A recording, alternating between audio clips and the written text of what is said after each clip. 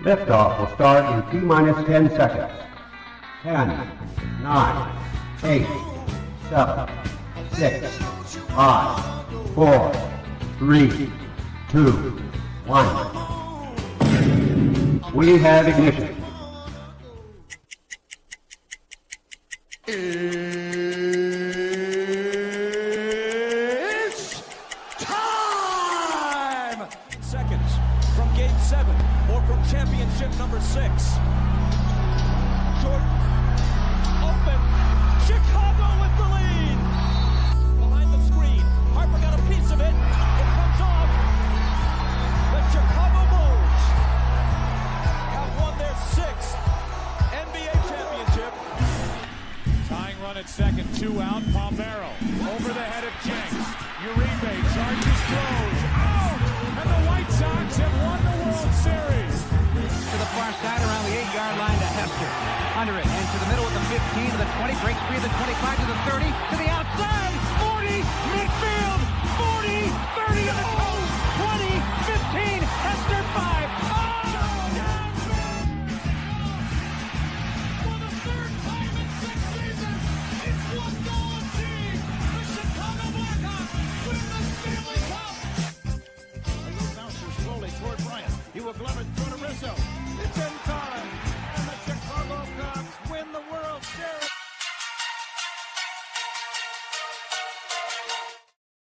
What up, what up, what up? Welcome to ShawnSierraSports on Sports Zone Chicago. I'm your boy, the SuperBack, Shawn Sierra. Thanks for tuning in. If you're watching us on Facebook Live, well, then I guess you found us on Facebook. And if you're not following us on Facebook, what? Come on, go to Facebook, type in Sports Zone Chicago, click the like button. Now you're following Sports Zone Chicago. Simple. Wait, there's more. Go to YouTube.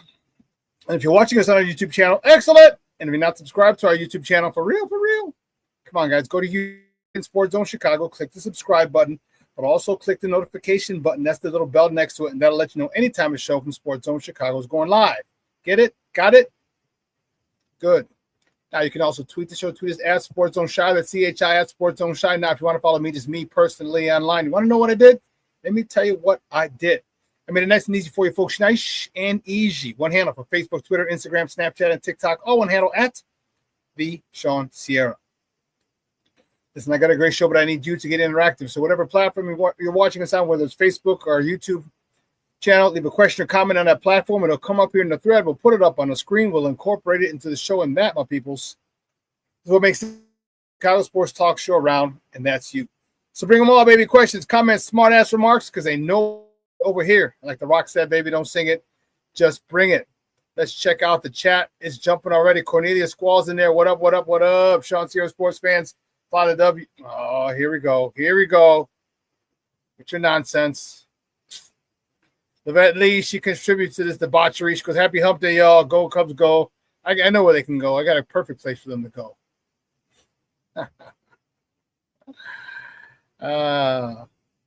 My man Armando Emeterio. Lara Jr. is in the house. What's up, Junior? Thank you for tuning in. Yeah, I'm like 3rd on the list. He's like, Shawn. Yeah, I'm like 3rd on the list. Thanks, buddy. Appreciate you. Good looking out. Mr. Southside himself. What up on a hump day? He says, man, Levette says, sup, Shawn. Sup, Levette. Sup. Black Diamond contributing to this debauchery since top of the morning. Go Cubs, go. Trust me, I know I got a place where they can go. That was a huge win. Huge win for yesterday.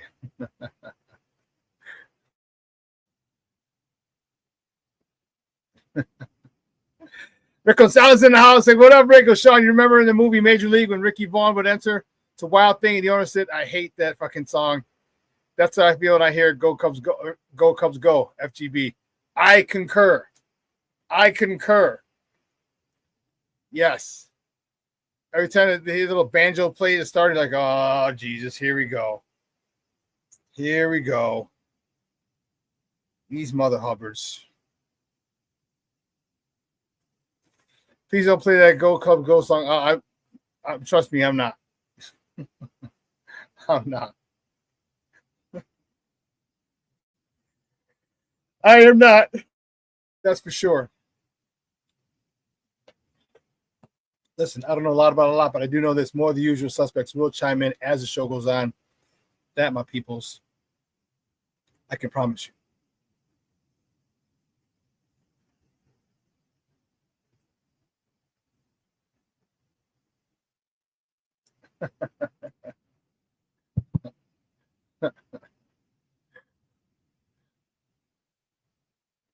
No, Black Diamond, no.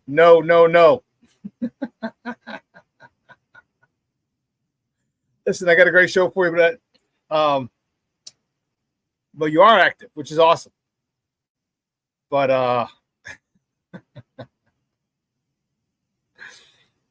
9:30 at the bottom of the hour, my man Evan Altman from CubsInsider.com is going to join us. We're going to talk about the Cubs' Game 1 victory yesterday at Wrigley. Can they duplicate that feat today?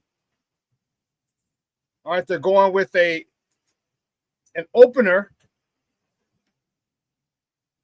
to ease the brunt for Shota Imanaga, apparently. I don't know. But we're going to talk to Evan Altman at the bottom of the hour, get his thoughts. And he's actually coming up from Indianapolis because he lives in Indy. He's coming up for the Cubs game today. So as soon as he gets off with me, he's going to hop in the car, come up I-65. Going to pass through the south side on his way up north to that place up there. Yeah. But Evan's a guy. If you're a Cub fan, Evan's dedication to CubsInsider.com has been off the charts since I met him. Jeez. Wow. 5 years ago, 6 years ago? Something like that. Maybe even longer. I want to say even longer. Let's see. Yeah, it's got to be longer than that, I want to say, that I met Evan. Or I found it, I ran across him on Twitter.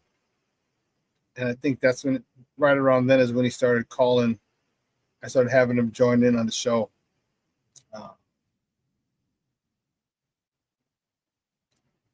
Yeah. Wow, that's crazy. That's crazy style. Craziness. Crazy talk.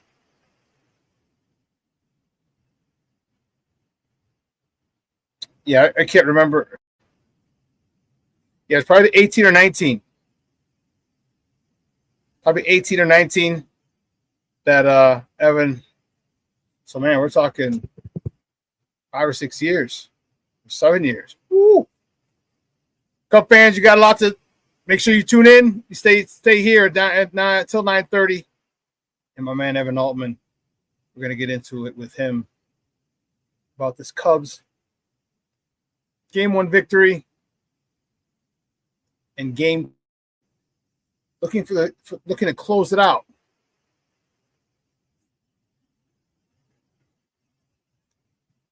Black Diamond, yes. In all seriousness, what do you think about how they're doing Shador in Cleveland, Shawn? It's a joke. It is. But here's the one thing that I'm going to tell you. I'm going to tell Shador. Bide your time. Bide your time. All right. He's going to be the third string quarterback. All right. Dylan Gabriel starting. Joe Flacco's backing him up. Shador is the emergency quarterback. Just bide your time. You will get in there. And when you do not let it go. Not let it go. And you know what I need to see? Real quick before we go.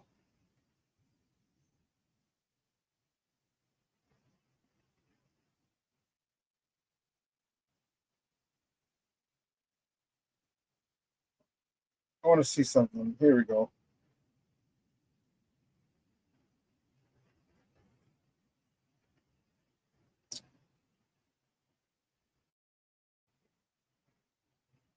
Okay. 4 years, 4.6. Signing bonus of $447,000. So basically, he's making $1 million a year. And the prime equity clause has been fake. It's standard rookie deals, but he also has endorsement deals with Nike, Gatorade, and Beats by Dre.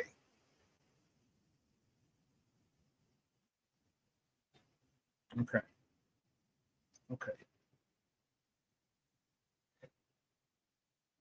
Wow. His Nike deal is worth about 12.2. No, 6.5. No.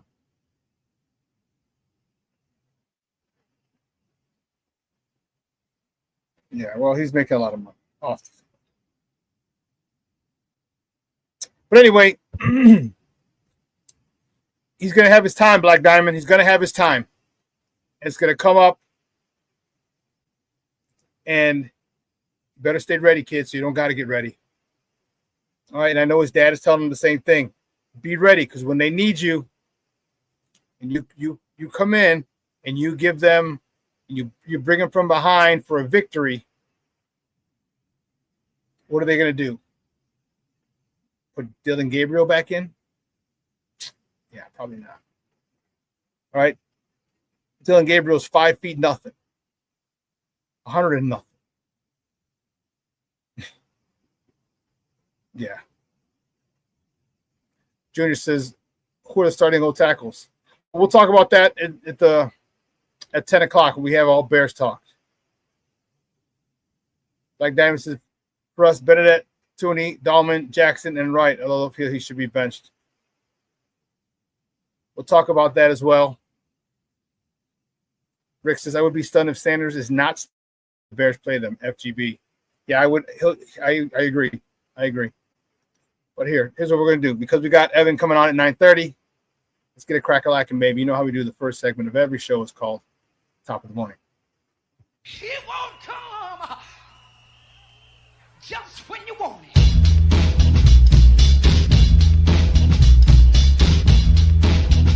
Top of the morning to you. Top of the morning to you.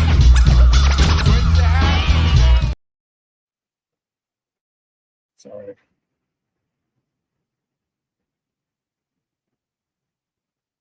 Texting Evan.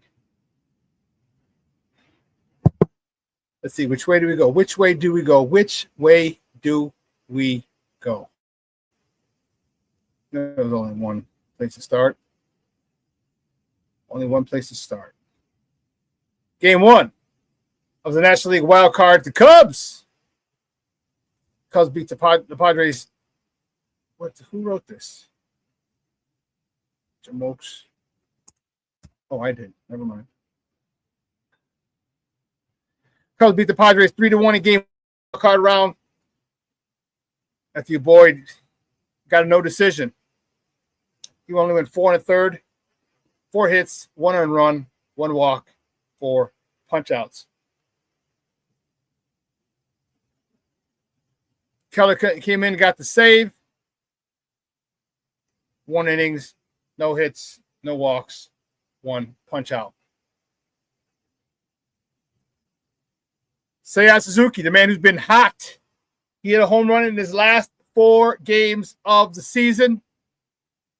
He was 1 for 3, extending that streak to 5, hitting his first home run of the postseason, driving in his first RBI of the postseason. Carson Kelly come up next batter, goes back-to-back jacks. He was 1 for 3. He hit a homer, his first of the postseason, driving in his first RBI of the postseason.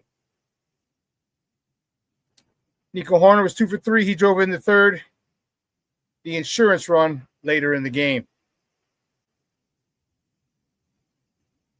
Big back-to-back jacks by Seiya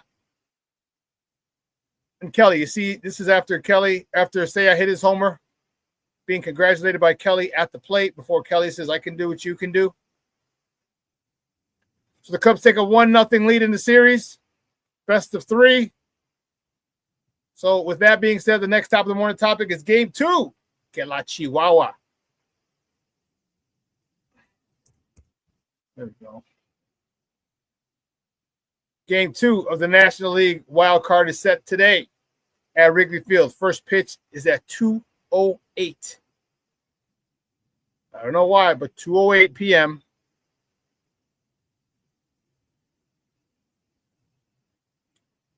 Is this? All right, you can catch that game on ABC 7 here in Chicago, or listen to it on their flagship station, 6 a.m. The probables for that game. So here's what the Cubs. Dylan Cease, former Cubs draft pick and farmhand Dylan Cease is starting for San Diego. He's 8-12 with a 4.55 ERA. Going up against Andrew Kittredge, who's 4-3 with a 3.40 ERA. Now, what they're doing is he's an opener. Andrew Kittredge is an opener. Okay.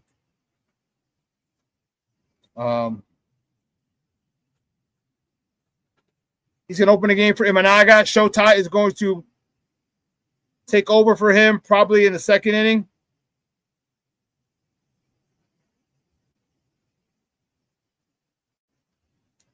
Here's probably why they're doing that. Of course, according to Kyle Williams of the Chicago Sun-Times.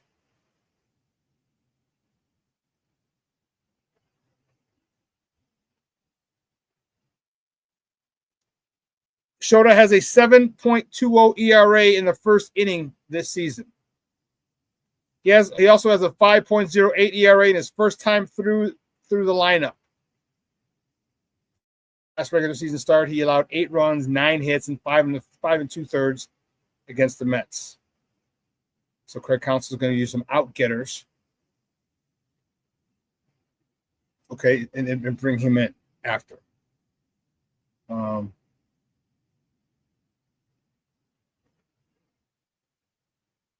So if you're asking who Andrew Kittredge is, he's one of the bullpen guys, and he's going to be the opener. Now they got this new shit now. I don't even know.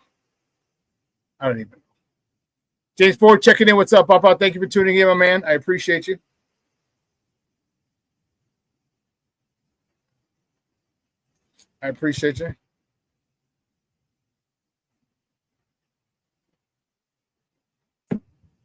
Is that what it goes to? Thought.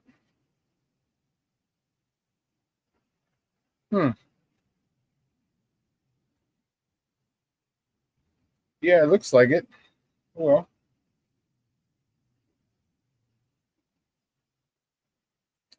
It's the series. It says TBD. Rick says, I don't like that if it goes to game 3, that the Cubs will have to be on the road. They're a higher seed and should get the home field advantage in a win or go home game. FGB. I agree. I guess they're figuring out, they're saying if you're the home team, you should win the first 2. I guess that's what they're, in essence, saying.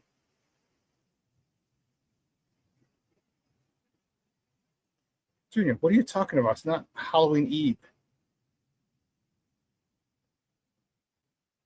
It's not the 30th, psycho.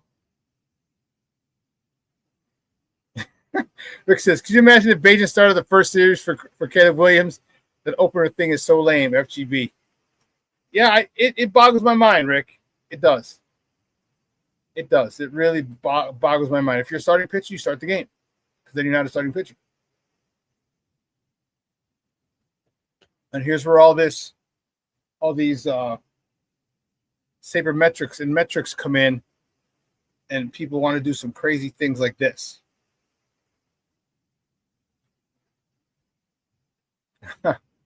Junior says October 1st through the 30th is Halloween Eve.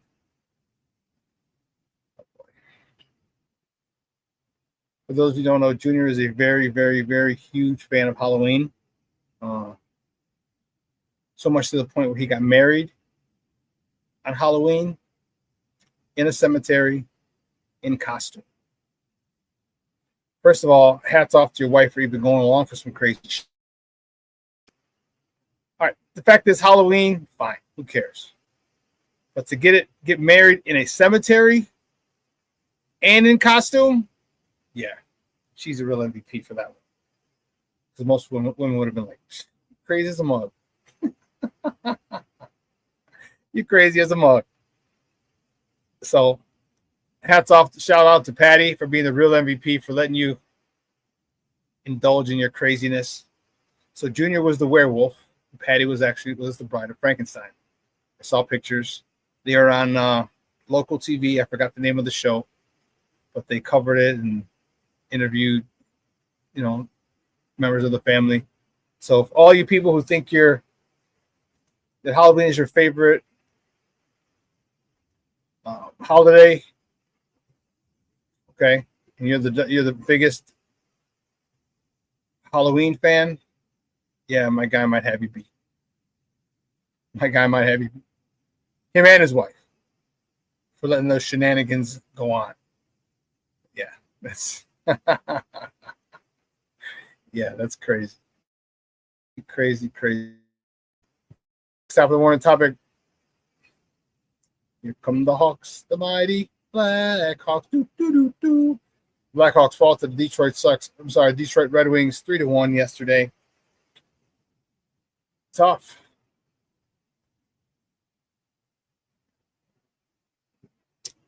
Knight was in goal. He stopped 16 of 19 shots. Spencer Knight is 16 of 19 shots.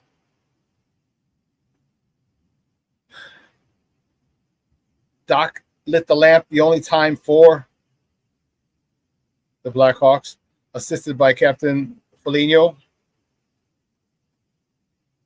and Del Mastro. It's the second assist of the preseason. Foligno with his first.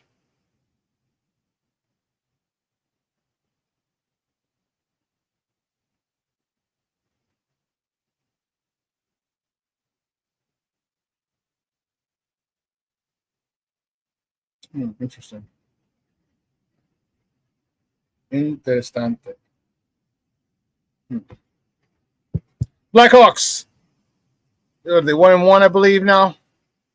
Okay, and keeping it moving. The next Blackhawks preseason game is Friday at the United Center. Puck drop is at 7 p.m. Central. You can catch that game on Chicago Sports Network or listen to it on their flagship station, 7:20 a.m.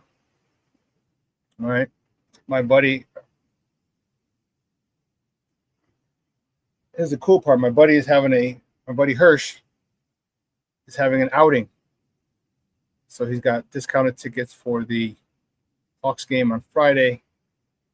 And this is the first time, I think, first or second time, I want to say first, that he's ever done a Hawks game, because he does outings for Bulls, Cubs, Sox. Bulls, Cubs, Sox. And he'd never done the Hawks. So I think this is his first foray into outings for the Blackhawks. And it's cool because they're going to start at Output, which is a half mile away, right down Wood Street. So pregame there, head over to the game. They get a shuttle to the game. They get a shuttle back. So, and last top of the morning topic, I don't think we talked about it, but we will bring it up. Ocasio, better known as Bad Bunny, will perform at the halftime show of Super Bowl 60.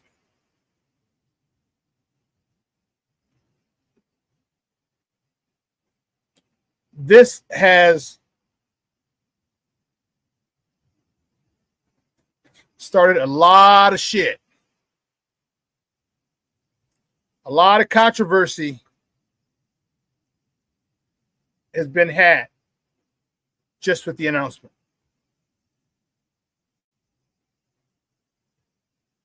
Those of you who don't know what this, at his concert, he did his residency in Puerto Rico. All 30 shows were in Puerto Rico. He didn't travel outside of Puerto Rico.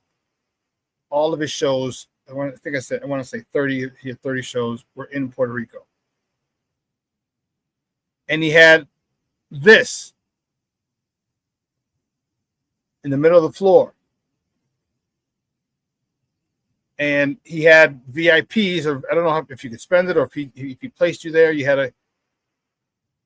but you were able to party inside this little house on the floor, looking at on the porch.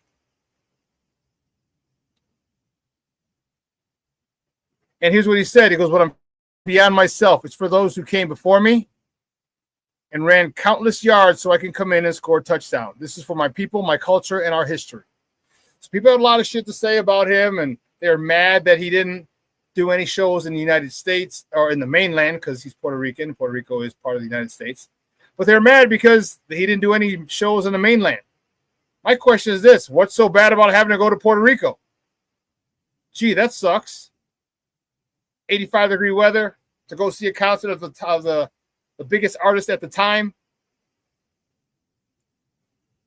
But a lot of people are giving pushback for this.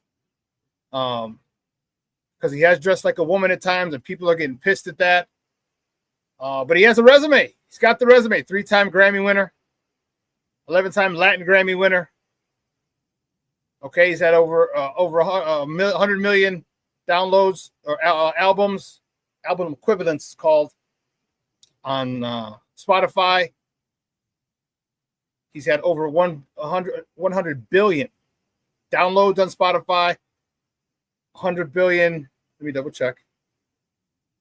I don't want to misspeak.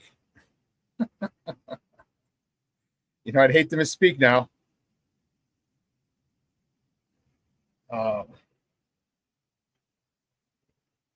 It was 100. You stink. Over 100 billion downloads, 100 billion views on YouTube. The guy's he's worldwide. So if you don't know him, it's okay, but don't come and say get someone that people know. People know. You don't win 3 Grammys, 11 Latin Grammys, have over 100 billion downloads on on Spotify and views on YouTube if people don't know you. I hate to break that to you. Just because you don't know him doesn't mean he's not known. I just think the biggest thing is he's a little out there. But I'll tell you what, that's going to be live. That his concerts in Puerto Rico were live. His halftime show is going to be live. And if you don't know Spanish, here's what I suggest you do. Go look up a whole bunch of his songs. You can Google it. Google the lyrics. You can translate them. You can ask for the translation, listen to them, and you can sing along and sing along in Spanish, read what it means in English.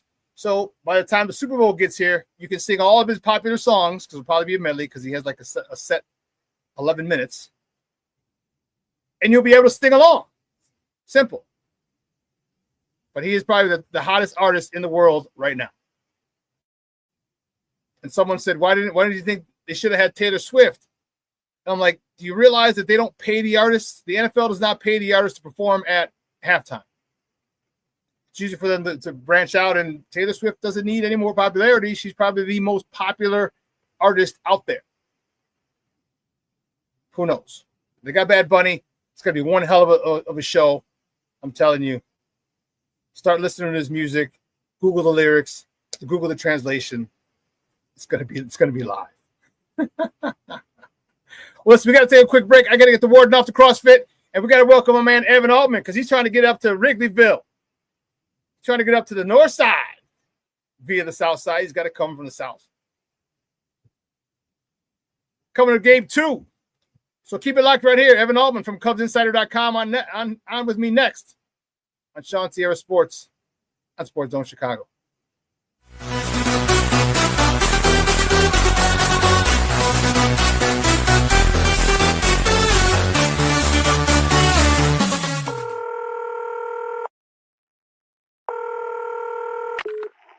Operator 901, where's the emergency? 127 Brymere. Okay, what's going on there? I'd like to order a pizza for delivery. Ma'am, you've reached 911. This is an emergency line. Large with half pepperoni, half mushroom. You know you've called 911. This is an emergency Do you line. know how long it'll be? Okay, ma'am, is everything okay over there? Do you have an emergency or not? Yes. And you're unable to talk because... Right. Is there someone in the room with you? Just say yes or no. Yes. Okay, It looks like I have an officer about a mile from your location. Are there any weapons in your house? No. Can you stay on the phone with me? No. See you soon. Thank you.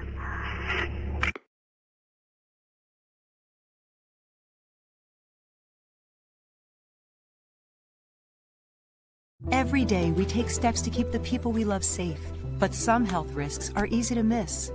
Ticks hiding in the yard can spread germs, like the ones that cause Lyme disease. Mice searching for food can spread bacteria that makes us sick. Mosquitoes lay eggs in standing water and can spread West Nile virus and more. Cockroaches are drawn to water in the home, leaving behind allergens that can trigger asthma attacks. Common pests can threaten our health. Learn how to protect your family at pestworld.org. When I'm flying, I put my helmet on, my visor down, my mask up. You don't know who I am. Whether I'm African American, Asian American, Hispanic, white, male or female. You just know I'm an American airman kicking your butt.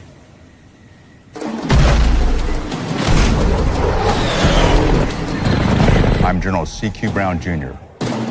Come join us. No, I don't know though. I'm scared. I mean, you're so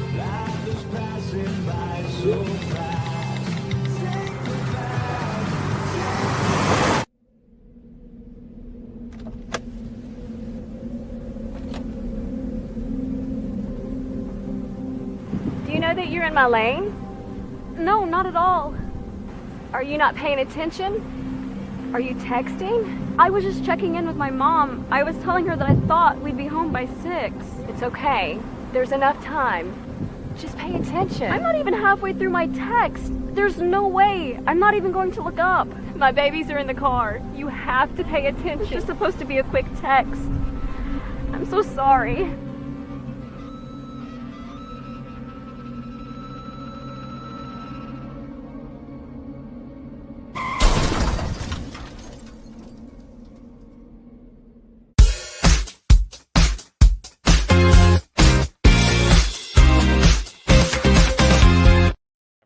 On the corners for Ryan O'Hearn. This ball fisted to shallow center. Swanson makes the catch and throws a lob. A little looping line drive over the shortstop's head into shallow left center. He went back with his back to the infield and made an amazing. Retired each of the last 11 Cub hitters. Saya swings, drills one deep left center field. This is going to tie the game. It's gone. Solo shot to left center by Saya. Here's Carson Kelly.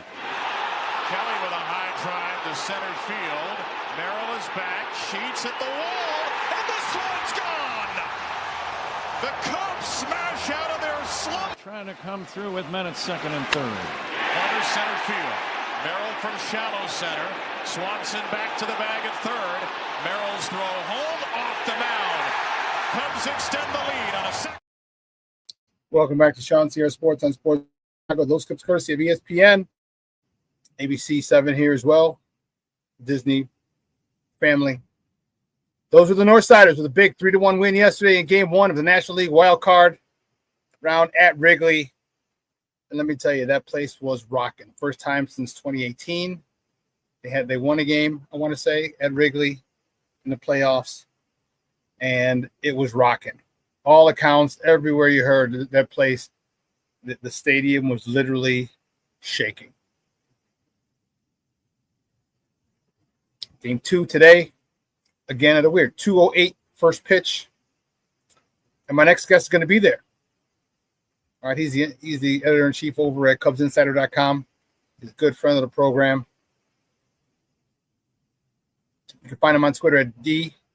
That's just D, the other D, Evan Altman. Guys, let's welcome back to ShawnSierraSports, my man himself, Evan Altman. Evan, what's up, Baba? How are you? I'm good, man. I'm good. I'm just ready for some baseball. This is yesterday was exciting. So I was sitting there. So I gotta, my confession. People can blame me. I have never in person seen the Cubs win a playoff. Every playoff game I've ever been to, they have lost. But the nice thing is, the last couple I've been to, they've been eliminated. That can't happen today. So I'm feeling okay about it. I can't see. Okay. I was there at the rooftop in 2020 when they lost to the Marlins. I was there in 17 in the NLCS when they got beat by the Dodgers in Game 5. And so I was like, man, if they lose this first game, I can't go. Like I will be, I don't know if I'll be allowed back in there, but yeah, can't happen today. So we're feeling good about that. So you're the mush, huh? Get him in the closet. Get him in the closet. Apparently so. Well, I'll tell you what. It was a great pitching matchup yesterday. Great pitching matchup, and that's what you really want. You really want to see that in the postseason. Now your pitchers are front and center, and then can you get to them? Can you tire them out? And the Cubs were having some issues to the first 4. All right, could not get through. And talk to me about that 5th inning, man. It was those 2 back-to-backs that you saw coming out of break. Those are crazy. Talk to me about those 2 homers when you saw them. Yeah, I mean, the fact in a game like that, right, where we knew like both of these bullpens are the Padres probably have the best bullpen in the majors right now, and the Cubs are right behind them, especially if you look at kind of how that's been reconfigured really since the trade deadline. So you're arguably the 2 best bullpens in the game right now as things are. So you knew, both managers are going to have a quick hook. We saw that more with Craig Counsell pulling Matt Boyd. Gave up a single in the 5th. All right, you're done, right? Like we're not even going to let you think about getting into trouble. And for a while there, like Nick Pivetta was, and he's been nails all season. And so everything looked great. The Padres had that 1-0 lead, but then as soon as Suzuki hit his, which was on a clear mistake, thigh-high inner third fastball, but then to see Carson Kelly, right, who's had this resurgent season, when the Cubs go up 2-1 with the way that bullpen's been going, and this shows, and this is kind of one of the things, right? I've been concerned about this, and they won in the same way that you look at what does playoff baseball break down to. The first thing is ball go far, team go far, and then you go pitching and defense. The Cubs obviously had tremendous pitching, gave up just a 1 run. Bullpen records 14 consecutive outs to close out the game for them. Meanwhile, those are just the 2 mistakes, realistically, that the Padres made from a pitching staff. So 2 homers, defense, pitching, that is postseason baseball. If you do those 3 things better than the other team, you're going to win 99% of the time, right? And I know that sounds super generic. So, well, of course, if you do those. But it's not always that simple, right? There's one little mistake, they all get magnified. And so the Cubs just played the cleaner game, got the ball a little bit with the wind blowing in, right? They were able to get a couple balls to cut through there, and that made all the difference. 2 homers, they tacked on another insurance run, but those 2 solo homers, that won the game. That's all they needed. I was really surprised that Carson Kelly's shot got out. It looked like a routine fly ball. And, they said the wind was blowing in. I'm like, okay, it's might be a warning track out. But it kept carrying and carrying and carrying and carrying and ended up in like the 3rd row. What do you expect today? Do you expect more of the same, long ball? It's going to be a little cloudier. It's not going to be as sunny.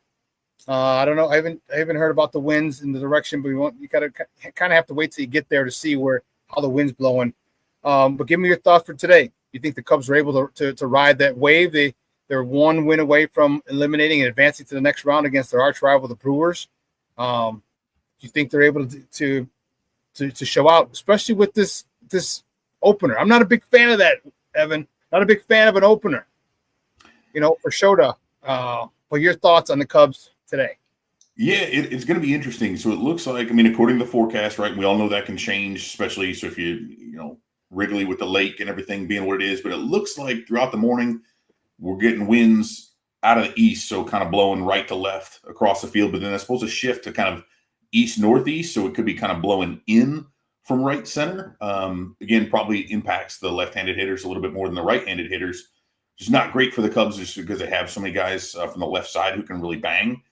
But I'm really interested to see how that does shake down, right? Andrew Kittredge, who pitched the 8th yesterday, is turn around, and Craig Counsell has been really coy about this the whole time, right? Wasn't going to name a starter.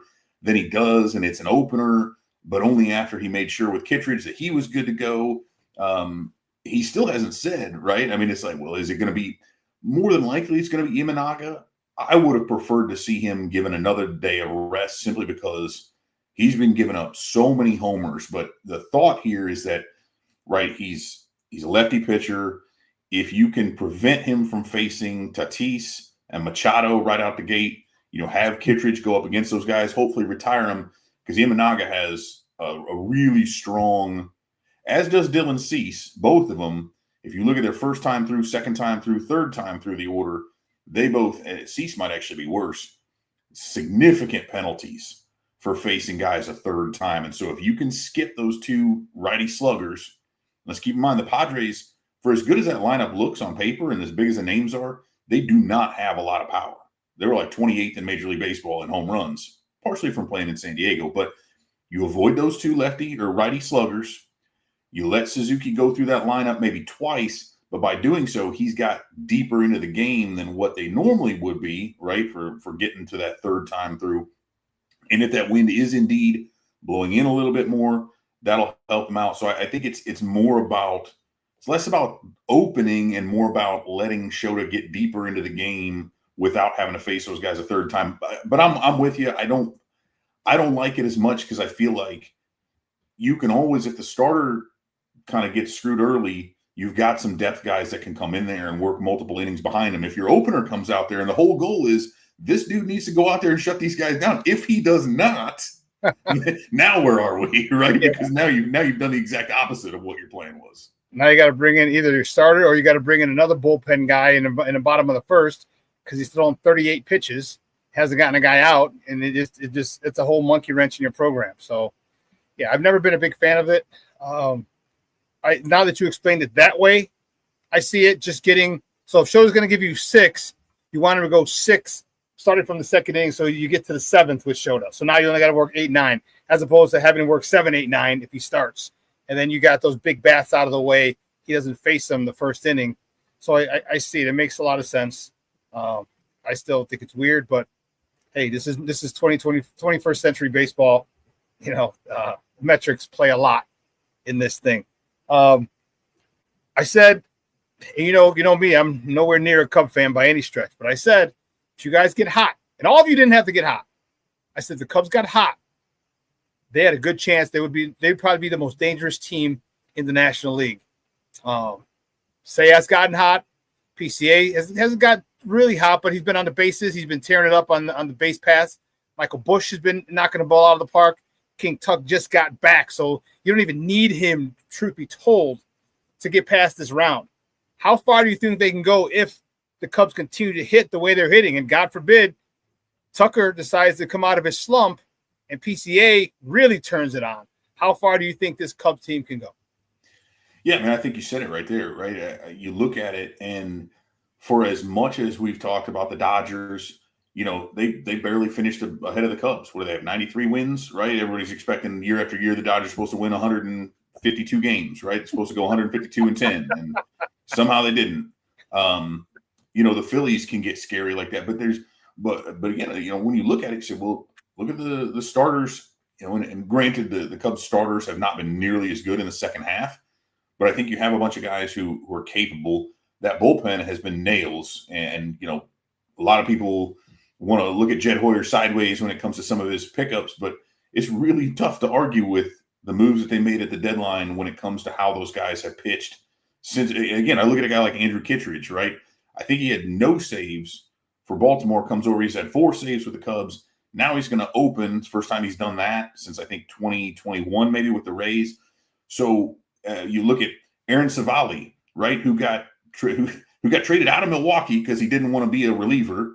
Yep. Goes to the South Side, then ends up with the Cubs and is kind of gladly now, granted. And so that guy's hungry to kind of face. So there's a combination of you've got experience, you've got elite talent, you've got a bunch of kind of these bounce back dudes. There's some dudes with chips on their shoulder. And so I think when you look at what it takes to win in the postseason, it's never just one thing. And there's always some little edge. And sometimes that comes from bulletin board material that might be fake for all, but you fake it till you make it, right? You find a reason to get pissed off at somebody. And, the king of that was Michael Jordan, right? You think about that, or go back to the program, right? Who's the linebacker in the program, right? He was like just be yelling at the running back across the line. Because like, I don't even know your mother. Yeah, but it's whatever, like Michael Jordan would hate his opponent because that would give him that mental edge. And I think you do have some of these guys. So it could be some weird deal like Aaron Savali goes out there and just really takes it to his old team. Whatever, right? It's Kyle Tucker maybe playing for his contract for next year. There's all those little motivating factors. So to finally get around to your question, by all means, this is a team that when it is right, because we saw, for a while there in the first half, the Cubs had the best record in baseball. Yes, they did. They were playing better than anybody else. That fell apart a little bit, but that by no means says they're not capable of doing that again. We saw them. We've seen them win the season series against the Dodgers, against the Brewers. They've played those teams face-to-face and beaten them routinely. So there's no reason to believe they can't. It's not going to be easy, but they do have what it takes. Yeah, I agree. And that's the thing. As a Sox fan, damn well I don't want to see it. But you guys definitely have the talent. As you mentioned, the first half of the season showed what you can do, and you ran through like a buzzsaw. You ran through that first half of it because you remember you had the NL West to start, like back-to-back home and away and home series. Like, holy cow, how many times are you going to play the Dodgers, Padres, and Giants in the first 2.5 weeks of the season? Jesus. And you came out of that, and, PCA took Major League Baseball by storm. Seiya, King Tuck, like all them guys, all your guys were hitting. And, obviously you can't sustain that for 162 games. But if you get hot at the right time, Seiya's bat got hot. Was it 4 home runs in the last 5 games or 5 home runs in the last 4 games, something like that? Seiya. All right, PCA, man, all he needs is one game to get going. And as I said, Michael Busch has been knocking the ball out of the park. And we haven't even mentioned King Tuck. This team is really, really primed to get out of this round and get to the next round in Milwaukee. And you talked about finding motivation. Latimer was the guy you were talking about, the linebacker from the program. Latimer. No. It's Latimer's the defensive end. The brother. Was it Marvin Jones? Was it? The brother. They spit in each other's mouths right before. Yeah. He was the one because he gave his mother the doorknob as a gift and said, "This is for the house I'm going to buy you with my first contract." And then he broke his leg, and that didn't work out. And we also had Omar Epps was in one of his main. And I apologize for but no, again, I'm no more man on this planet has ever made me more jealous than Omar Epps because he dated Halle Berry in the program. Then he was in Higher Learning, and he dated Tyra Banks. Then he was in Love and Basketball, and he was with Sanaa Lathan. And that is like, dude, my woo. Yeah. Anyway, 3 different sports, right? He was football star, he's a track star, he's a basketball star. Every single one of them, just like top tier star, co-star. Anyway, that's beside the point. But that's that period of time there in the 90s was like, woo, Omar, my dude. Anyway. Yeah. Definitely a little jealousy there. I feel you on that one, dude. Talk to me about PCA. This kid is, wow, he's electric. He gets traded for Javi Baez, comes in, he gets sent down last year. This year he starts off great. All right, hit a huge slump. Do you think he can come out of that slump now? Because now, you're in the wild card, you're in the playoffs, you're in. Now it's a new beginning, okay? Time to kind of wash the whole season away because it doesn't matter what you did in the regular season. It really doesn't. Now is the time where you make here's where legends are born and legacies are built. Do you see him able to come out of his slump and start putting wood to ball and going gap to gap or just knocking it out of the park? Because if he gets on, we know, and that is another aspect of his game that's dangerous. Yeah, and I think he had a great piece that he wrote for the Players Tribune earlier this week, Sunday or Monday, something, and just kind of acknowledging, right, like I haven't been the player that I want to be. Like, I get it, and nobody wants to be great more than I do. Nobody understands this more than I do, and I've been disappointed you guys kind of writing this to the fans. I think he's such an emotional guy, and that's the one thing he talked about, kind of relating to Nico Horner. And trying to emulate that more to where, Horner is just the steadiest, right? Production-wise, everything else. So you're never going to know whether he's hot, whether he's cold, with the way he goes about his business, with the way he reacts in the box, he's kind of like the Kyle Hendricks of hitters, right? Nothing super flashy, he's just going to get it done.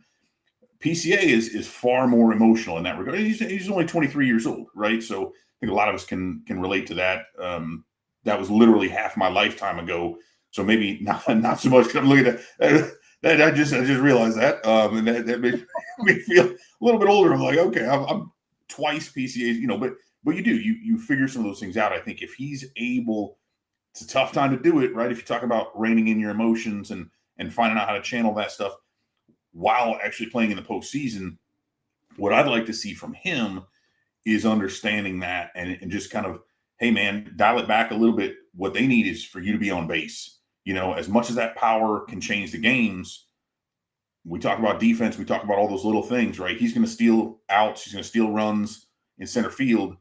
Then if he starts stealing bases, getting that extra, turning singles into doubles and triples, and then allowing a sac fly to get you in, as we saw yesterday, right? One run can be a tremendous difference. And I think that's the kind of thing, if you start, even if it's something, it's a sac bunt or a bunt hit, or it's an infield single that he beats out. I was going to ask. Why did he do that to get going, man? I think he's never really had to as much, which is weird, right? Because in the modern era of baseball, like if he was playing 25 years ago, he probably never would have had a chance for 30-30 because they would have had him bunting more and, just hitting on the ground and doing all that. I do think there's something to that if he can work on that, even if all it is, and this is a bad example because it's a totally different player, but we saw that with Kyle Schwarber when they could still shift. And there'd be times when there'd be nobody over at third base. He just bunt one down the third base line and just walk over to first. Not even the third base line. It's in the middle where the shortstop is. Yeah, just anywhere. There's nobody there. And so it's like, they can't do that as much, but PCA's got a little bit more speed. And so it's like, how do you win? Option A isn't working and option B isn't working. How do you really leverage option C to kind of open those doors back up, right? Make those pitches. We saw yesterday, he chased a couple high fastballs and then swung at a curve or a slider that was just in the dirt at his feet, like not even a competitive pitch under most circumstances. So you could tell he's in his head a little bit at the plate. So it's just like, what do you need to do to open the pressure valve, release that off, and then be able to get rolling? So I'd love to see him. I think one or two little hits here or there could really set him on a better path. Yeah, it's unfortunate that the shadows played a big part in that too yesterday toward the end. Having a pitcher come from the sun into the shadows, it's a difficult thing. and when you're throwing 100 miles an hour, the guy, the Wrigley pitcher at the end of the game, throwing 100 miles an hour, it's tough, and you literally have to guess because you don't have a good shot of the ball when it's released. All right, and it goes from light to dark, and it's like, that's tough time of day to be hitting. But hopefully he's able to work it out and really come back and help this team. Let's talk about the other guy who was huge in the beginning of the season, who's playing for a contract, and that's King Tuck himself, Kyle Tucker. Talk to you about him. He just came back off injury, and didn't he have a home run before the season ended? But it wasn't nothing too crazy. Talk to me about this guy, because if this guy gets hot, Lord have mercy. That's a different level than like a PCA getting hot. Yeah, I mean, same deal. We saw him in the first half there, right? And that was the kind of the weirdness with the whole broken bone in the hand, which he hurt kind of early June there, but then June was his best month of the season. It's like, well, when did this come along? What happened? And then we saw him tail off in July, and then August was terrible. Then there's a calf thing, and it's been really tough for him, especially after last season.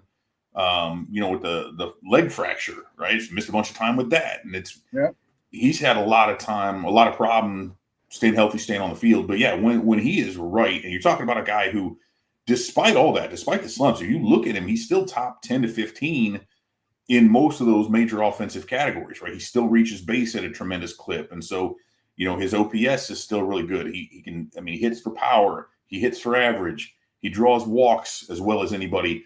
And that's one of the really good things. And again, I'll relate it to Schwarber, who's a guy who certainly missed a bunch more, but you look back at 2016, blows out his knee game 3 of the season, doesn't play again. I mean, he played some Arizona Complex League stuff, but then didn't play again until Game 1 of the World Series, but the key was that his batter's eye and his approach was still so strong that he was able to work those at bats and make that stuff happen. So I think that's what you get with a guy like Tucker, who's always going to put together a really professional plate appearance. So he's going to force the pitchers to work regardless. But if that comes around, if that timing comes back, and you add that to, say, Suzuki being hot, to Bush being hot, then it becomes a matter of what was troublesome there was like Ian Happ's an excellent ball player. Dansby Swanson, excellent. Nico Horner, excellent. But if those are your top 1, 2, 3 hitters, you're in trouble.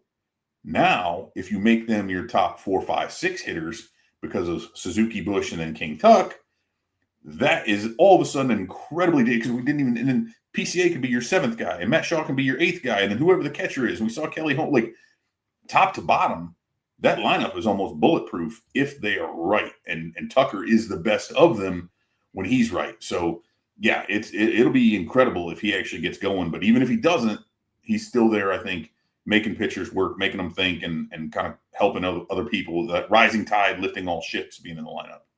What do you see the biggest weakness for the Cubs right now? It's just that lack of consistency, right? It's that getting guys on. I think sometimes they'll fall into one way or the other. They were really reliant on the home run ball naturally yesterday, but outside of that, they really didn't have a lot of those opportunities where they're getting guys on. You know, we saw them get 2 batters on, you know, a couple singles to lead off the inning late. Was it the 6th or the 7th? And then, you know, ground into a double play. So now you got great run on 3rd, but 2 outs. And it's kind of, you know, stuff like that. So kind of either manufacturing those runs and being able to consistently put up crooked numbers in a variety of ways. That's what we saw from them early in the season, but it seems like that's kind of fallen off in the second half. So they're not as great. You know, 1-0 is not really a comeback, but once they've fallen down multiple runs, it's can they avoid pressing and just chip away and then kind of make it happen in the end. So I think that's going to be very, very tough for them to do against a team like the Padres in particular, just because of that bullpen. Why do you think, and and maybe I'm get off my lawn, Shawn, here, but why do you think that that's not an option for them, or they haven't made it an option for them to work on bunts? You got enough guys who are speed, who can out. I mean, you don't even need to be fast. If you can place a bunt down well, a well-placed bunt, doesn't matter if you're a catcher, you're gonna get it. But and not just that, when you need to manufacture a run, and you got a guy throwing 100 plus, all right? Just let the ball hit the bat, and you know now you're able to get on base, or not, if not on base, now you just stress the defense. That's the thing you want to do: stress the defense. Because how many times let's keep it a buck, Evan. How many times do they practice bunt defense? When you're in the field, or in spring training, because not a lot of people bunt anymore. So if you're a team that's good at it, and I think the Cubs have enough guys with speed. You know, the Nico Horners, the PCAs, those guys, you can – I don't understand why that's not – again, not your major thing, but have it in your back pocket, have that sword sharpened, so when necessary, we need a run, it's 3-3 in the bottom of the 9th or bottom of the 8th, I can get a guy on, get him over, get him in. Yeah, I mean, I think it goes a couple different ways, and I'm wondering how and when we see that come back around, because we saw it with the stolen base, right? That had pretty much gone into extinction, but now we're seeing it bounce back. Like the Cubs have stolen more bases this season than they had in like the previous 40, right? And some of that's the rules changes and whatnot. But as we have seen it, and Craig Counsell is not a big proponent of bunting, which I think is kind of funny. You would expect a guy kind of out of a smaller market like Milwaukee and who himself was kind of this scrappy player, contact guy, no power to speak of. You would kind of expect him to be more of that, but obviously the analytics have told us over time that it's not as valuable, right? You want to start hitting for homers, but I think as you noted there, as that swings around to the point where, okay, on one hand, guys aren't practicing bunts, but they're also not working on bunt defense. So now it becomes a strategic, and I'm team buck funting.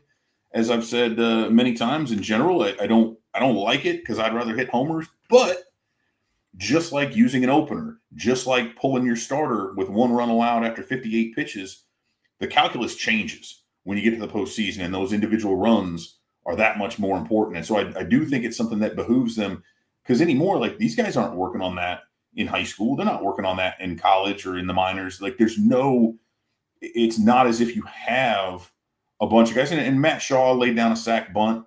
We've seen that happen a couple times. But I think if you start working on that, it doesn't even need to be a primary weapon for you. Right. But as you said, you're keeping the sword sharp. Or maybe that's not even the sword. It's like the dagger that you keep on the side. And then if something happens and you're in close combat, you can't swing the sword. Guess what? You got this sharp little knife right here that's going to work in close combat situations. And I think that's where stuff like that comes down to. You don't want to have somebody, even if you're not going to use it, last thing you want to do is be like, hey, you've never laid down a sack bunt. Let's try to do it in a tie game in the 8th inning of a wild card playoff game. Right? No pressure. Elimination game, game 5, exactly. Game 3. If it's game 3 or game 5, you lay down a bunt. Yeah, like that's not good. But again, same thing. You can't use a knife if it's not sharp, right? So keep it sharp. Never know when you're going to need it. Yeah, it frustrates me. I wonder why they don't do it more in spring training. I would love to see it, just to keep people on their toes, like you said. If it's not a sword, just to have it a little dagger. All right, just a little sharp knife, and it's very, very, very could be very effective. Talk to me before we let you go, and I appreciate, man. The guys, we're on with Evan Altman. He's the editor-in-chief over at CubsInsider.com. We're talking Cubs baseball here on ShawnSierraSports on Sports Zone Chicago. Craig Counsell got a lot of shit last year, and people were, those crazy Chicago fans or you Cub fans like, fire him! Like, dude, he just got here like 5 seconds ago. All right, he's the worst manager ever. Give me your thoughts on his job this season and so far after game 1 of the wild card. Yeah, man, I think he's done pretty well. There was a point there even in this season as well, and I wrote about it a little bit. It's like, I'm not saying they're going to look to fire him, but there's a potential when you look at some changes, when you look at how things were heading there for a while, because it got real dicey. You're looking at, okay, Jed Hoyer just got his extension. Where does the blame go, right? And at the end of the day, it's always going to fall to the manager first. But I think he's done a really good job. At times it did feel like things were maybe got a little bit cute, and sometimes that's determined by the outcome, right? The outcome always tells us whether we're smarter or not. If we win, we always look smart. Although I'd argue there are times like in the 6A Indiana High School State Football Championship where you win despite some dumb stuff. And I know Coach Hart, he can't hear me. He's only a quarter mile away, but I got some real questions about trying to hand off to a lineman who's never carried on 4th and 1 when your running quarterback has been ripping off 6 yards per. But anyway, I digress. I digress. They still got state championships. It's fine. But I think what's helped again tremendously is like all of a sudden when those relievers are coming in and they're lights out, and you lose like Ryan Presley, can't get it done, you get rid of him, and then Daniel Palencia comes in and he's struggling and he gets hurt, and Porter Hodge comes in and he gets hurt, but now you've got Brad Keller, you've got Andrew Kittredge, and you've got these guys. Michael Soroka comes back and is throwing 97 again. It really, really helps to have that many dudes who can continue to step up. Kyle Tucker gets hurt. Cool. Michael Bush and Seiya Suzuki will just get hot.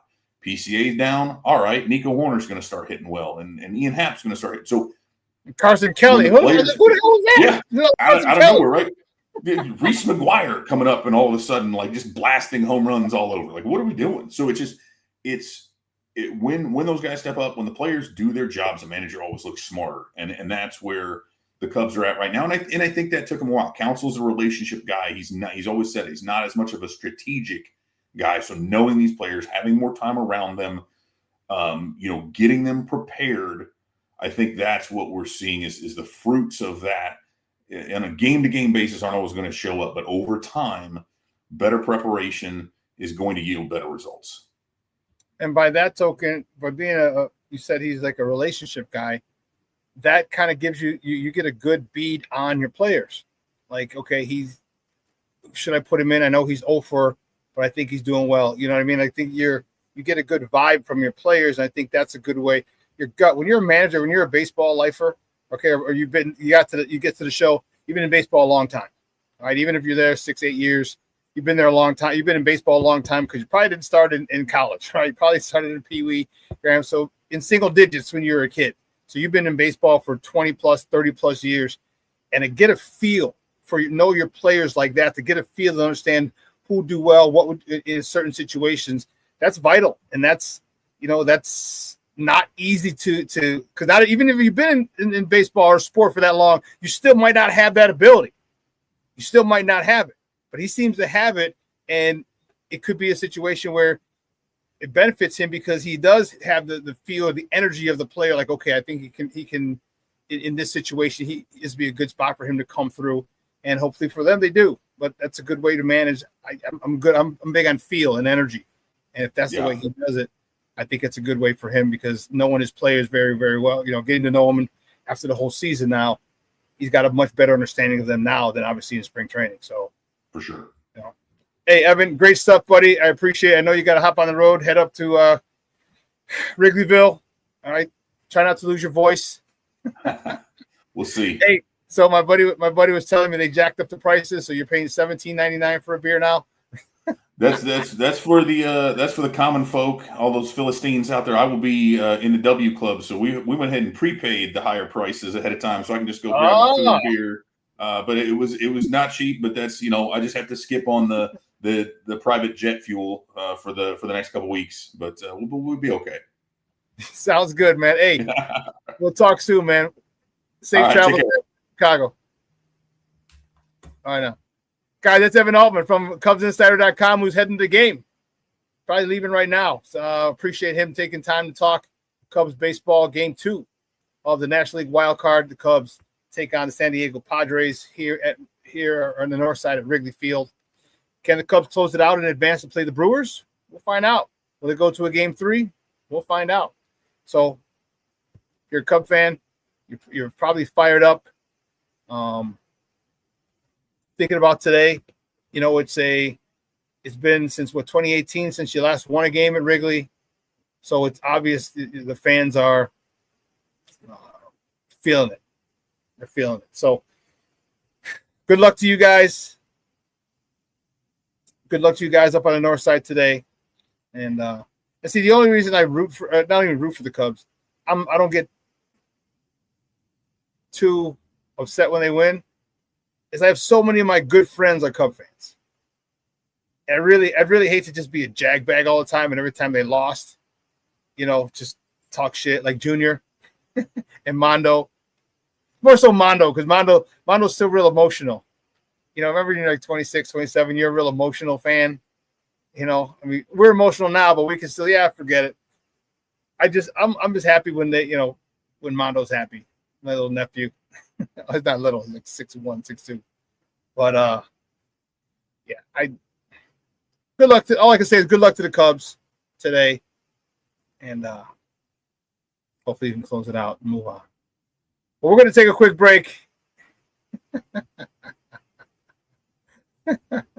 King Booker Road checking in. What's up, Papa? It's his latest help, but I'm here. Hey, I appreciate it, man. I appreciate it. You said Shorty Watts invited me onto their show.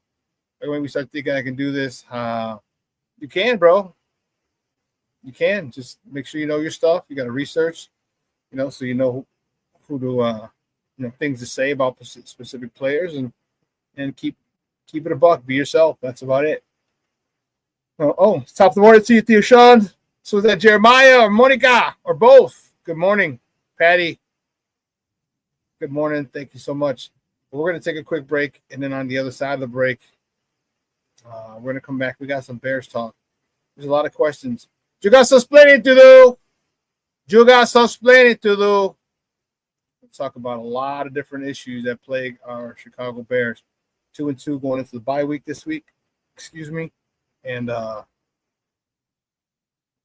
where do they need to go? There's a lot of questions. So we'll discuss those questions on the other side of the break. So don't go anywhere, folks. Keep it locked right here.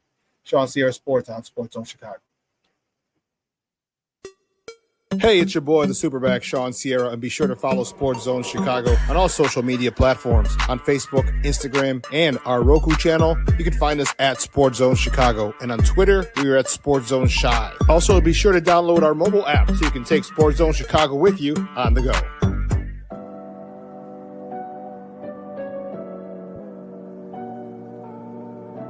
How do you take care of your mind health?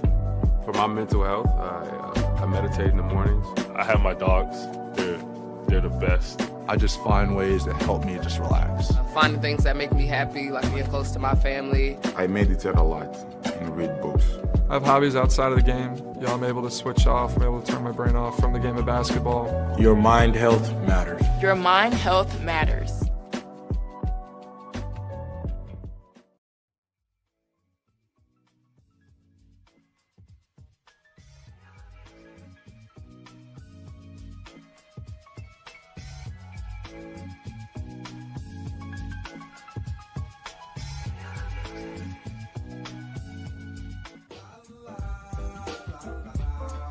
It's a grown man sport.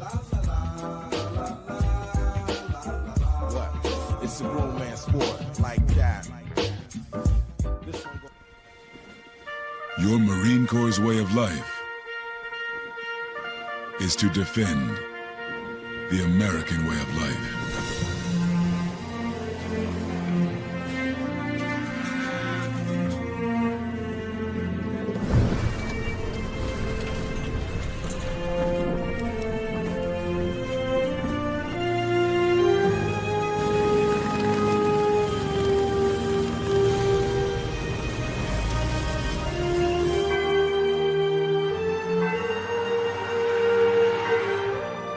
Every day, no matter where we serve, we take a stand for our nation, for each other, for us all. The few, the proud, the Marines.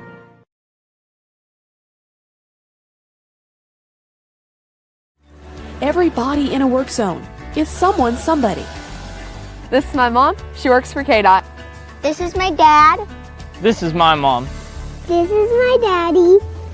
This is my sister. This is my daddy. This is my son, Scott. He was killed while working in a highway work zone. When you drive through a work zone, drive like a life depends on it. Because it does.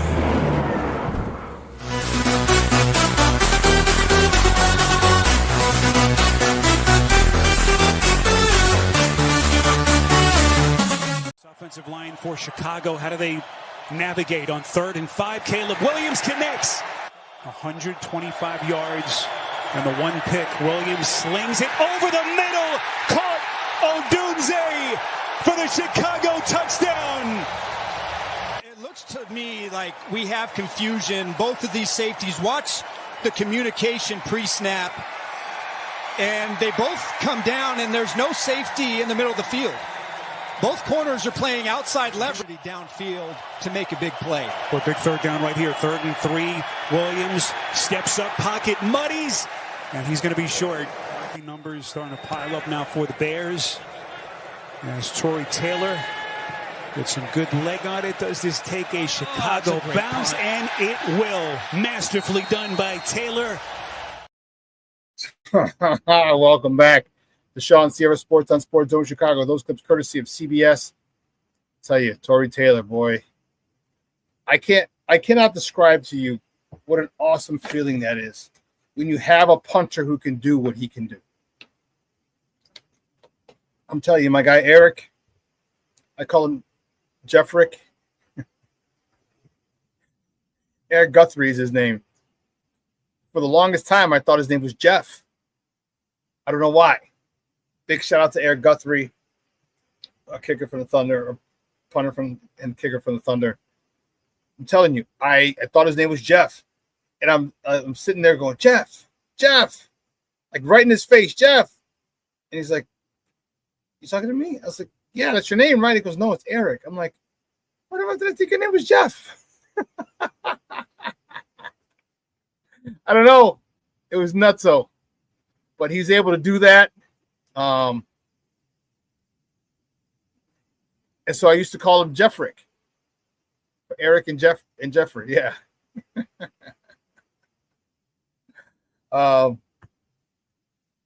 Yeah, it's a great feeling. Great punt by Tory Taylor. I'm saying that does wonders for a defense, for a team. You know, when you get stopped and you have a guy who can do that. So Great stuff. Still kind of high off of Sunday's win. Oh. I really enjoy being 2-2. You know, yeah, it would have been better 3-1, but we're not there. We're not 2-2. So I'm taking that, and there's a couple of things.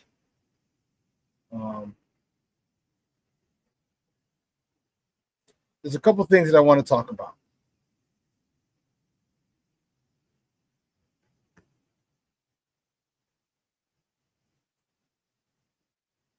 One is his offensive line. Okay.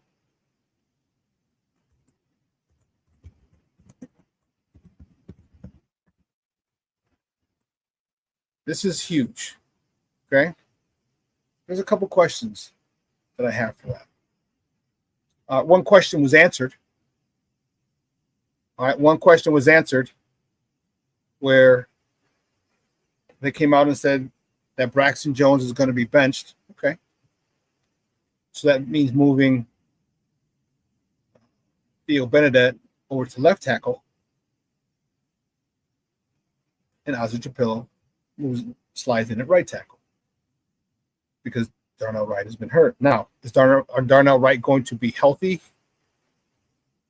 in these next 2 weeks? I don't know. I think I told you this Monday, or I think I told you last week. I think Darnell Wright is going to be the fall guy. He's going to be the example set. All right, Darnell Wright has had a less than spectacular year to this point. All right, a lot of pre-snap penalties. All right, he's given up some pressures, and I think that he might be the example set. You know, and maybe because he's hurt, Braxton was the example that was set. But I told you, Braxton, there was no way Braxton was going to be as good as he had been the last couple of years because he didn't have a chance to work out this offseason. All right, I'm telling you, it is of the utmost importance the offseason. All right, I told you my experience going into my senior year of college. Okay, but up until that point, and every year after that, when I played in Italy, right? When I played with I played with Newt Rockney up in New York for 1 year. When I played with the Chargers, and I played with the Thunder, the season was vital. Hell, I used to get up at like 4 a.m,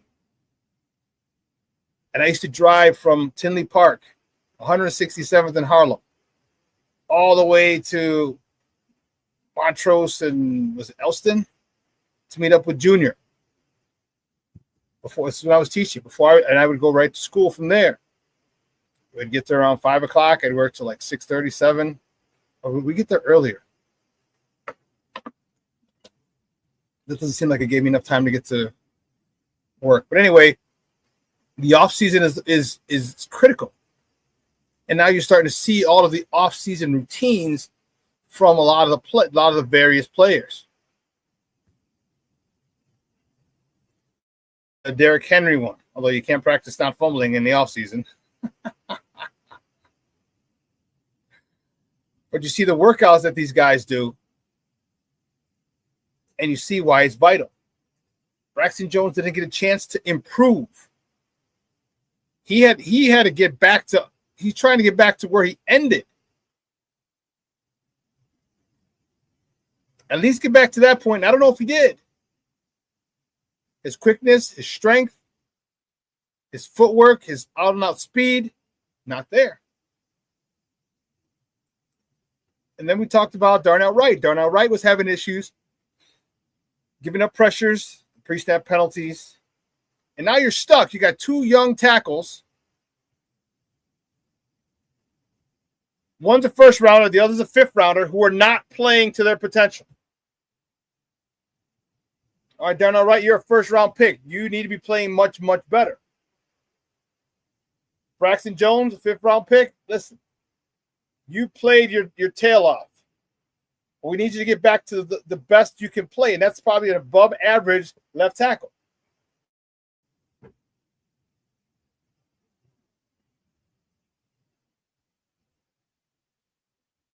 And an above average left tackle will suffice.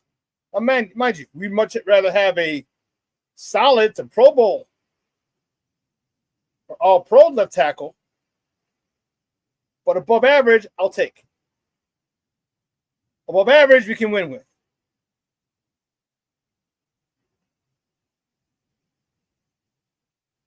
And those guys were an issue. And my question is this. Did Ben Johnson not like? I don't think he likes Darnell Wright. I don't. I don't mean he doesn't like him as a person. I mean, I don't think he likes him as his right tackle. It's just the vibe I get when I hear him speak about him. Now, give me. I understand coach talk, and you want to downplay players at the, you don't want to build a hype for players. I understand that completely. I just don't get the feel, or I get the feel that he just doesn't. It's not his type of offensive tackle.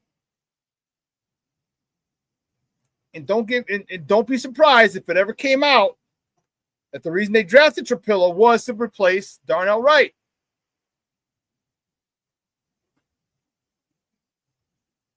Now, here's the thing. Shode, what's up, Papa? I think you're correct, Shawn. It's ShaEWN. I'm kidding. I'm just messing with you. King Booker World said, I said the same thing, Shawn. Like Diamond says, yeah, I don't think either, Shawn. I don't believe he fits the system. And that could be it.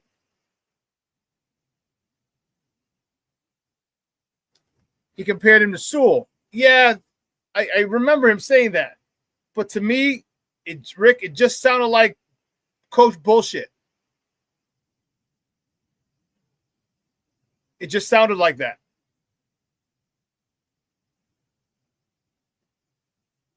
It just sounded like that. And I have no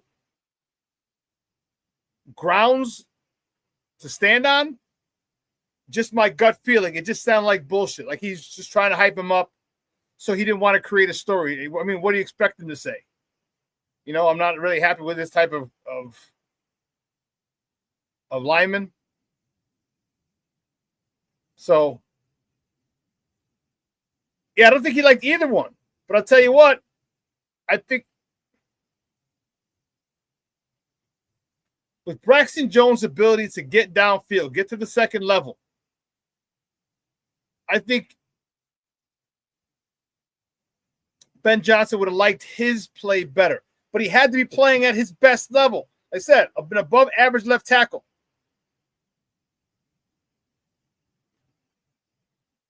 And he couldn't stand the pass. He couldn't handle the bull rush. That's his Achilles heel.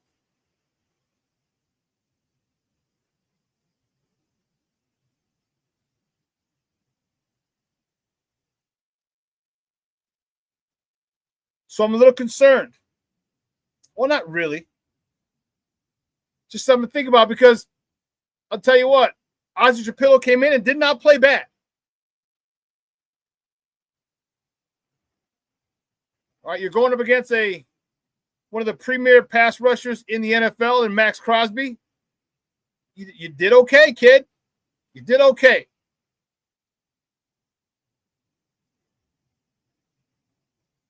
Is that enough to keep the job when Darnell Wright comes back? Or when or do you say, hey, you know what, we're going to give this kid a shot because you've had quite a few pre-snap penalties. This youngster hasn't. And we're going to go with him for now. If you're Darnell Wright, you're pissed because here's the end of your no, isn't it? It's fourth year.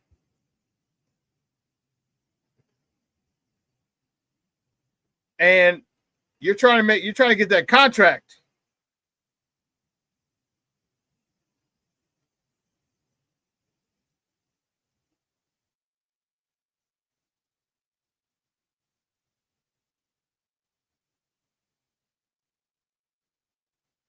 Darnell Wright's 4-year, is May 23, 23 to 425. Yeah, he's after his 3rd year now. Okay. So you got to decide you want to pick up his 5th-year option. So here's what I suggest. Here's what I think the Bears are thinking. If he's not Ben Johnson's type of tackle, if that's what Ozzie Trapillo is, you pick up his 5th-year option and then you trade him. Do right by the man.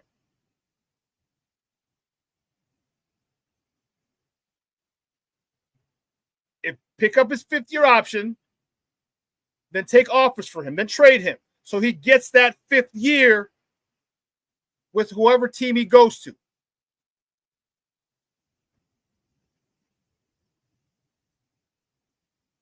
Do right by that young man. Don't say we're not picking up your 5th year and we're gonna, and you start trading him, because then he's gonna walk away for nothing. If you're not picking up his 5th year, at least you have some control and you can get something back.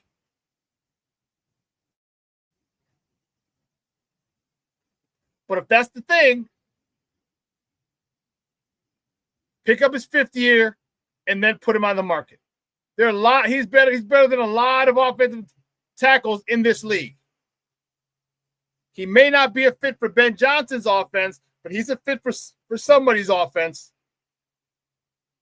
And what I would really hate to see is he goes somewhere and plays another 6-7 years of top-notch offensive line play.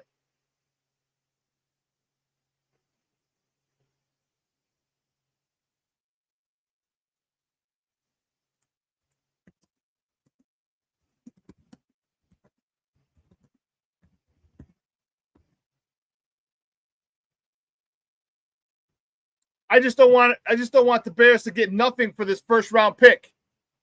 If you pick up his 5th year, trade him in the offseason. That comes off your book, or it doesn't go on your books for the salary cap. Or even if you trade him for a draft pick, 2nd-round pick.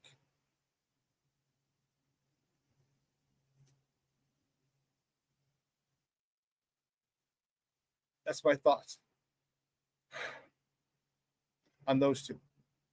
The middle 3 needs to protect better.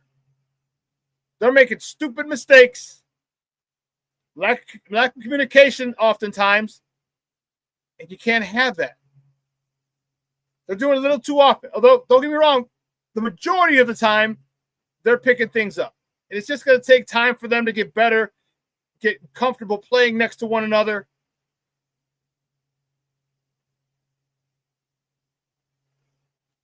Because Caleb has had time to throw. He's been pressured a couple of times. And remember, he ran a couple of times, got a 1st down because the pocket collapsed. He stepped up. No one was open. Took off.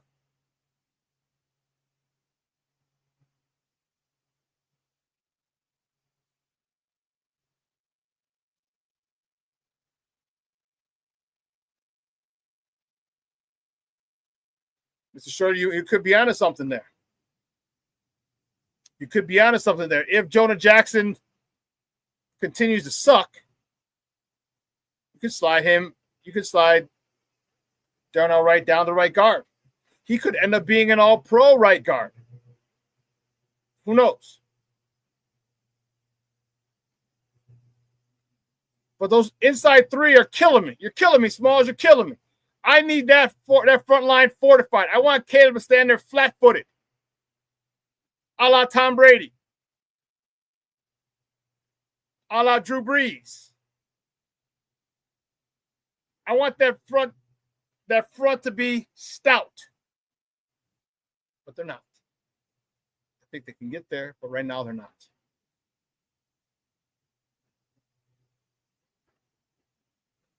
This is another thought I had, and this one hurts big time. Is DJ Moore on the way out soon? Let me preface by saying this. DJ Moore is my favorite Chicago Bear right now. Okay? When he got here, He was second after Justin. He's my second favorite player after Justin 2 years ago. He's my favorite player last year. I have his damn jersey. You see in some of the pictures if you follow me on Facebook. I was wearing his jersey at a couple of the viewing parties I was at. I also have a Rome jersey. Haven't worn it yet. But DJ is my favorite player on this team. But because he's not being targeted, because he's being left out, because the quarterback is forcing the ball to Rome, and that's no fault on Rome. I'm not taking it out on Rome. This is the issue with the quarterback. Why you don't go to your number one receiver who's proven in this league is beyond me. And it's not that Rome Odunze can't be a number one receiver in this league. I think he can. But why not go with the proven veteran who's getting paid $111 million, by the way, and you can force the ball to him as opposed to Odunze. I think DJ's got 11 targets on.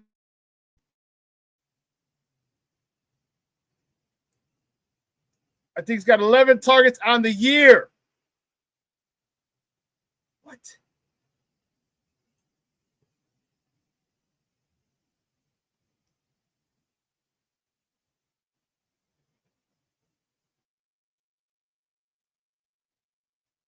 Oh, hey, what do I want? No. I want schedule, standings, stats. Team. Office, no, that's that.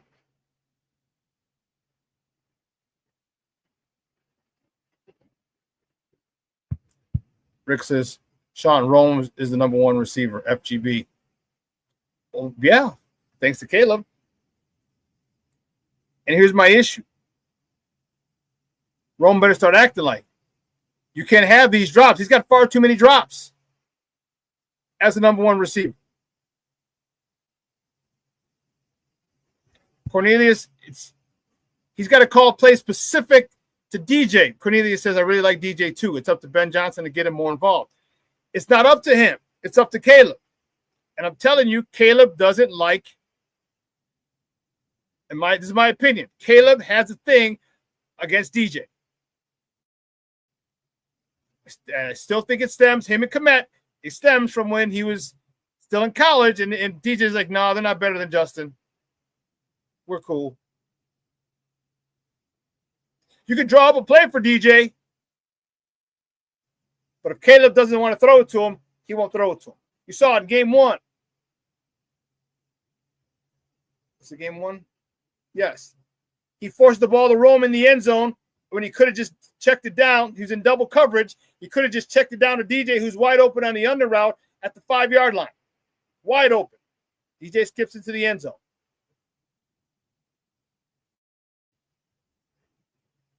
He misses DJ on that seam route, but then hits Rome with it the next week.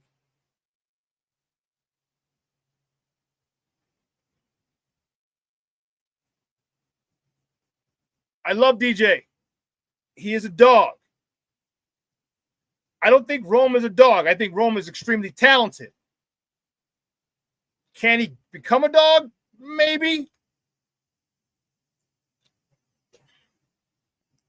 Shorty, you and I disagree. Get DJ out of the goddamn backfield. Unless it's just straight pass routes. If you put DJ in the backfield, he's just coming out on routes, okay. But I don't want to see them hand the ball off to that dude again. I don't need that shit. I need him catching passes. And how do you think he feels? You don't think he wants to earn his $111 million? Because what Caleb's doing, he's making DJ expendable.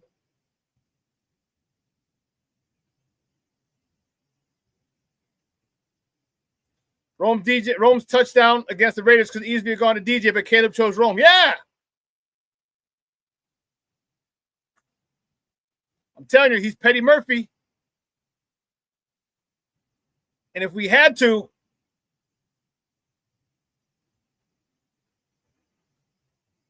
Black Diamond says, got to disagree, Shawn. Ain't no maybe. Rome was a dog.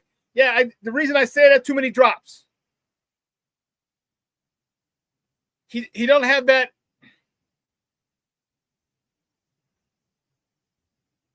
I just don't see it in his eyes. Now, don't get me wrong. He's extremely talented. You can be extremely talented. You can be the most talented person on the field, but not be a dog. It's an attitude.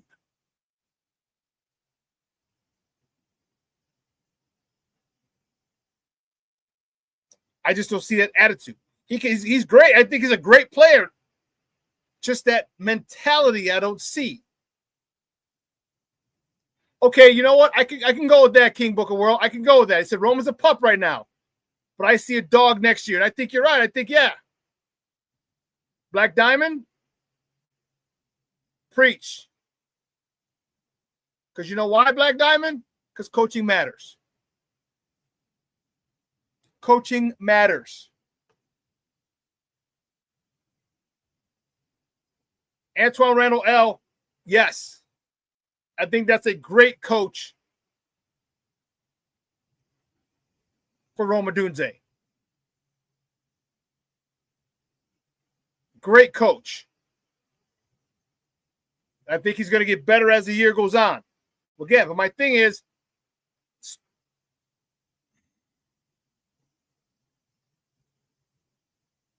I don't like having a $100 million receiver and not using him.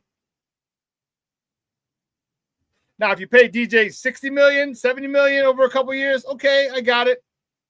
But you don't give him $111 million and not have the ball thrown to him. Like, that needs to be said in the meetings. Like, get him the ball. And we don't know. Maybe the plays are run for DJ. Someone else is secondary receiver, and Rome gets open as a secondary receiver. We don't know.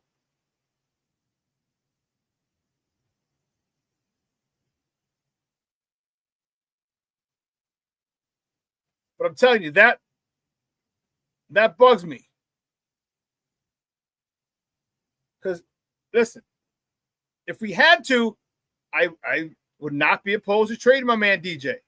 If we package DJ with DJ, maybe a second rounder and a fourth rounder for someone like Max Crosby or someone like Myles Garrett or someone of that ilk, you might have to have a little more. I wouldn't throw a first rounder in there because you're throwing DJ Moore in there. If we had to, because we're just not using him, Caleb's not using him, man, I would miss that son of a gun so much. But you already got a contract for $100 million. You're straight. You're straight.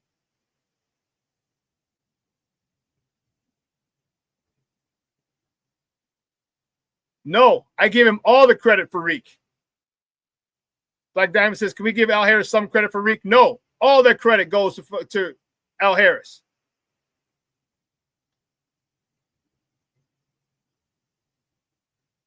I'm telling you, this is why I've always said, and will always say, and this shirt's going to be on sale, coaching matters.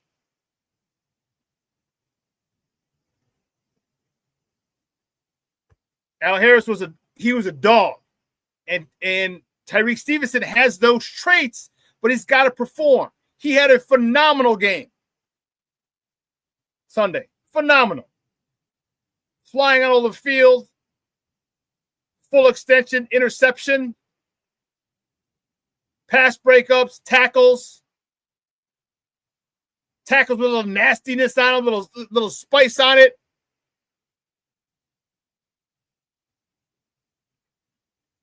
And a lot of that is from Al Harris.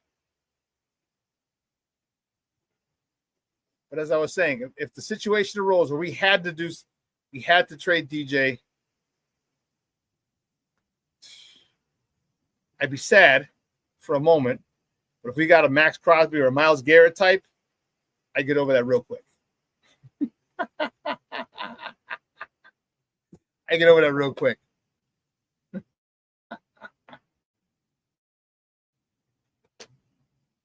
Because did we all see, and it's a rhetorical question, of course, did we all see what the hell Max Crosby did to us in that first half? He was everywhere. He was everywhere.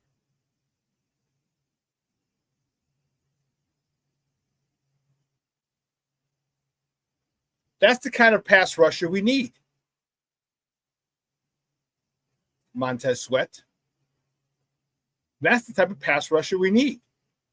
Ever since he came here, Montez Sweat, in the middle of the year, and had a good, he had like 5 or 6 sacks after the trade deadline for us. He was the first person in NFL history to lead 2 teams in sacks in the same year. Ever since that first half year he got here, he ain't done shit.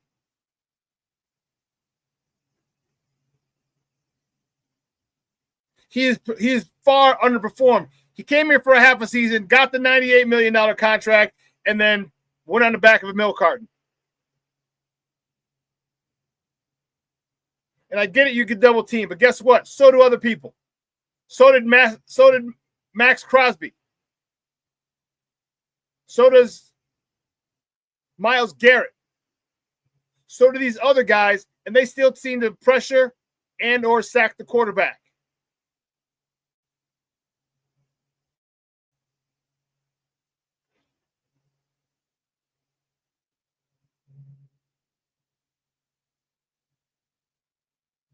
I don't know. I would love to have someone who can get to the quarterback whatever the hell he wants.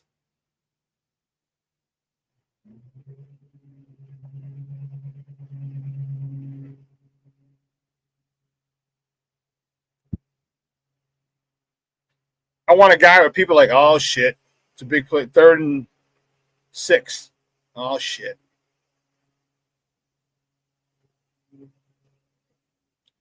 Rick says, maybe the Bengals will be willing to trade Trey. Did he get a new extension, or was that just a 1-year deal? Let me see.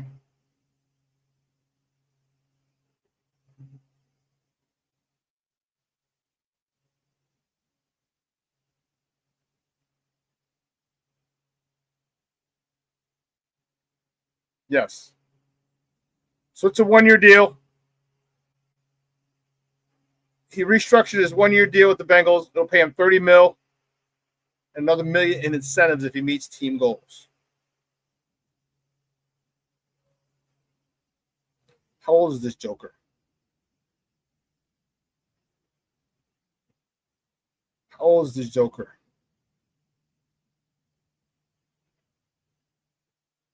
Because it's 32.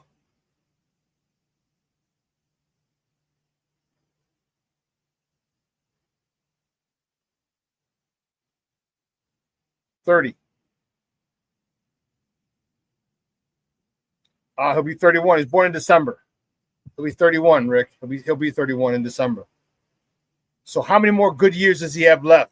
Give me a Max Crosby. Dude, Max Crosby looks phenomenal. He's only 28. He just turned 28. So you got another good 3 years out of him.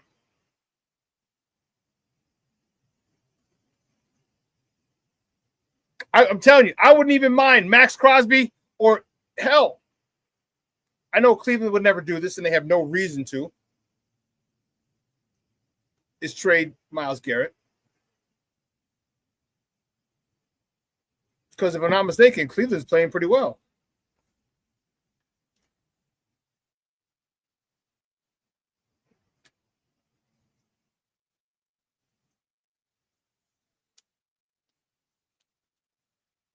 Cleveland's playing pretty well, if I'm not mistaken. Where are the standings, you son of a biscuit? No, they're 1-3. Never mind. So if Cleveland wanted to, hey, if I'm Ryan Poles, I'm like, listen, bro. Like, who does Cleveland have as receivers?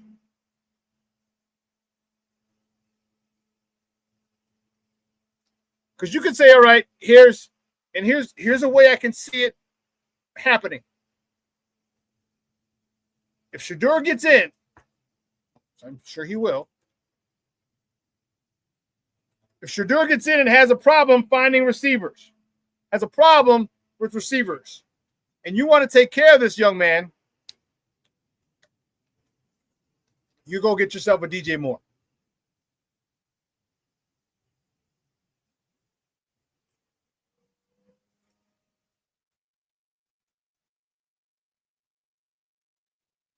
Because to get a guy like that would be amazing.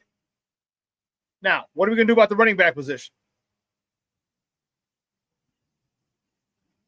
Well, you better look into the draft. Better look into free agency. Because I don't know if you're going to be able to get Jeremiah Love, kid out of Notre Dame.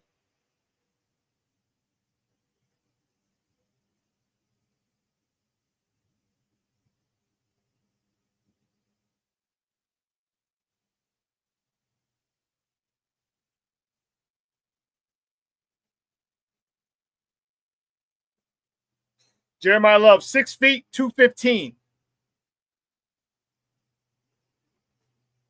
That would be a wonderful, wonderful pick. Runs between the tackles. He's played in the Midwest at Notre Dame, so he's played in slop, in inclement weather.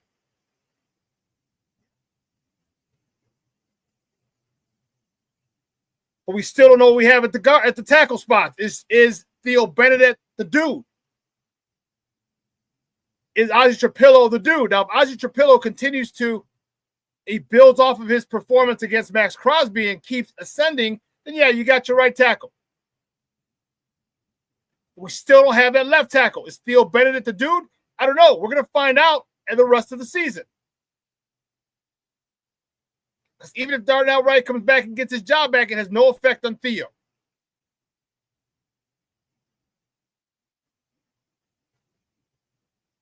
So we need help there.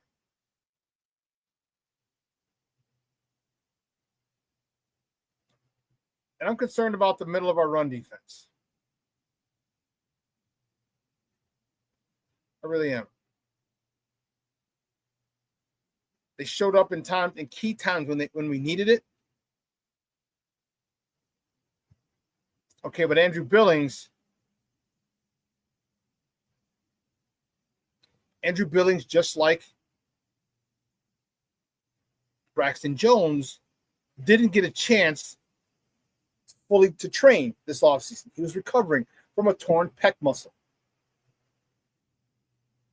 Now, he's shown flashes. He got in on 4th down where Noah Sewell came in and he stopped Ashton Jeanty. Noah Sewell came in, caused a fumble on 4th down. Tyreek Stevenson picked it up, tried to go, but he got knocked down. He used to try to take that to the house.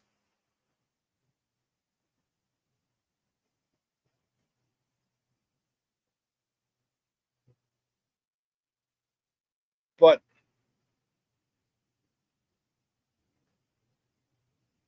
Andrew Billings needs time. This is why where's the Shamar Turner? We definitely missed Grady Jarrett because Andrew Billings has been unable to. That's what he would do. He would hold up offensive linemen. With recovering from a torn pec, I can't imagine how much strength he lost.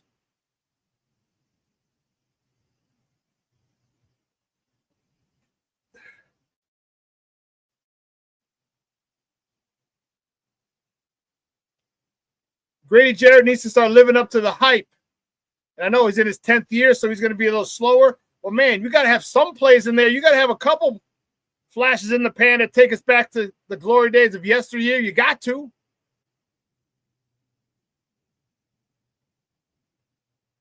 You got to.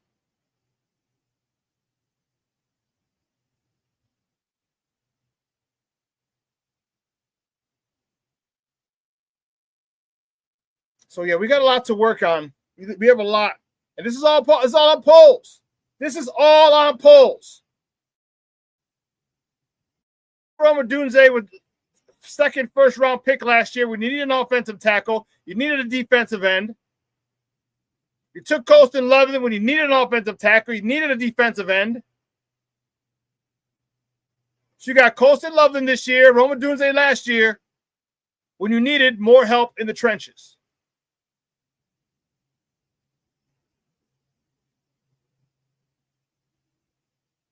This falls squarely in the lap of Ryan Poles.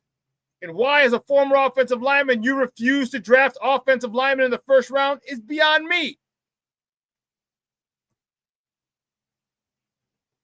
Is beyond me. Shore up that offensive line. You got your freaking franchise quarterback. Protect him. It would have saved you a lot more money had you drafted a guard or a tackle or an edge with the second pick last year, the Roma Dunze pick, and the first pick this year in the Colston Loveland.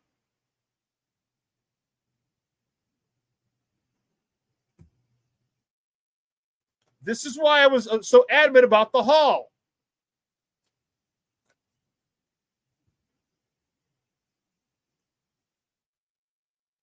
But then when you decided to go the route you did, okay, your first pick was Caleb. Get someone to protect him. You didn't do it. And you doubled down by not getting another protector in the draft. Like, who do we have? There's no one that we drafted. I mean, Ozzie, he's a right tackle. We need his left side protected.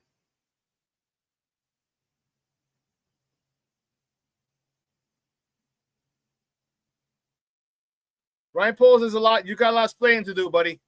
You got a lot of explaining to do.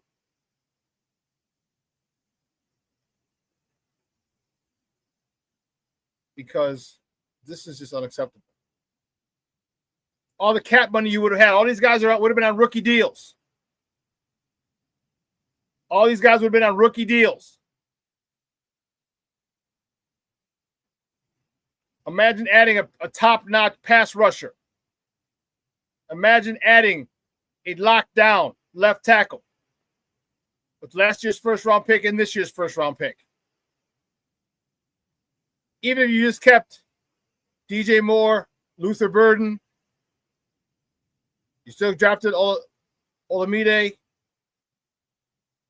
Cole Kmet, that's still a pretty good receiving core. But it could be a great receiving core if you have all day to throw.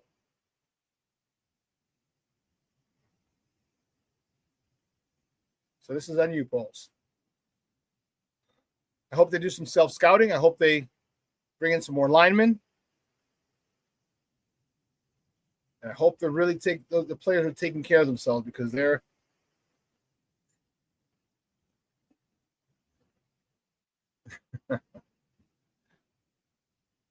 Rick said he went to the Jewels this morning and seen Dexter on a milk carton. Yeah, where the hell's he been? I feel like MC Light. Make me want to ask, where the hell you been? Where the hell you been, Dexter? We got to get more pass rush.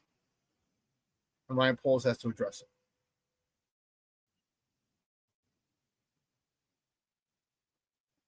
Listen, 2 hours is coming on. I want to thank my guy, Evan Altman from CubsInsider.com for coming on talking Cubs baseball as they prepare for Game 2 of the National League National League wild card round. As he's getting ready to drive up to Chicago from Indianapolis. I want to thank him for coming on, breaking it down, talking Cubs. And I want to thank you guys. You guys kept this chat lit. We went in Bears talk. Great stuff. I truly appreciate it. One of the things, the renderings for the new stadium came out. And this is the inside. What it looks like whole development.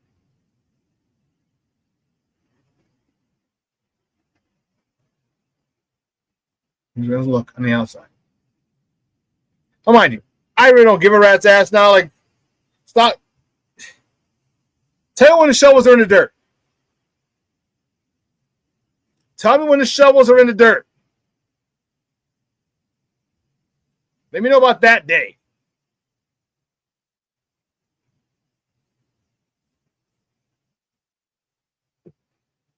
I want to know about that day when shovels are in the dirt, the day they set aside for groundbreaking.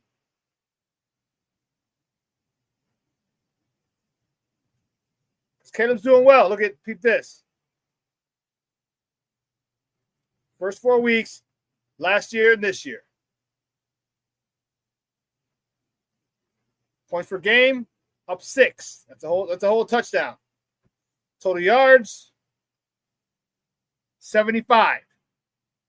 Passing yards, 60 more. Rushing yards, 15.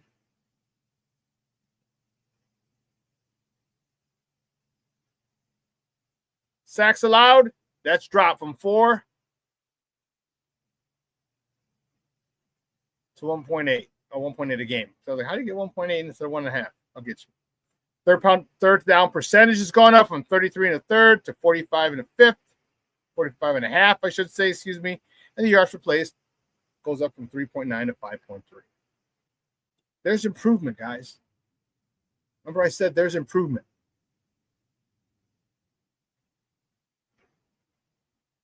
I just need to play better. I just need this team to stay focused, stop these pre-snap penalties, all this other bullshit. It's causing them to fall behind the chains.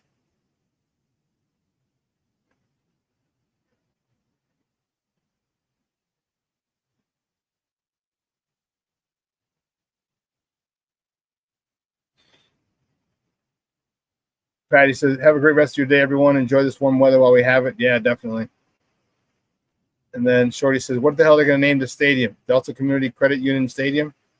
If Delta Community Credit Union gives them the most money, they'll name it Delta Community Credit Union Stadium. They'll do that. Anyway, listen, guys, you have a phenomenal day. It is going to be beautiful out. It's going to be 80s again today. All right, we got 79. So 80 today, 81 Thursday, 84 Friday, 84 Saturday, 82 Sunday, 80 Monday, 80 Tuesday. And next Wednesday, week from today, you go 65. We have a lot of time. Patty, Monica, Jeremiah, thank you. It's a great show with you, Shawn. Says on a billboard in the highway, have you seen me? The stylistics are going, have you seen him? Tell me, have you seen him? But listen, guys, get out there. Here's a perfect weekend to spend time with your significant other in the middle of football season since the Bears aren't playing on Sunday. Go to do whatever she wants, brunch, whatever. Make time for your friends. Let your loved ones know you love them because tomorrow is promised to no one. Rooftop patios. There's a street fest this weekend in Pilsen. All right, Cermak in Morgan. House Music Fest. Get out there. All right, make time for your peoples. I'm doing it. I'll be there tomorrow. Hope to see you there. But from everyone here at Sports Zone Chicago, guys, I'm your boy, the SuperBack, Shawn Sierra. Have a phenomenal day because your boy is out.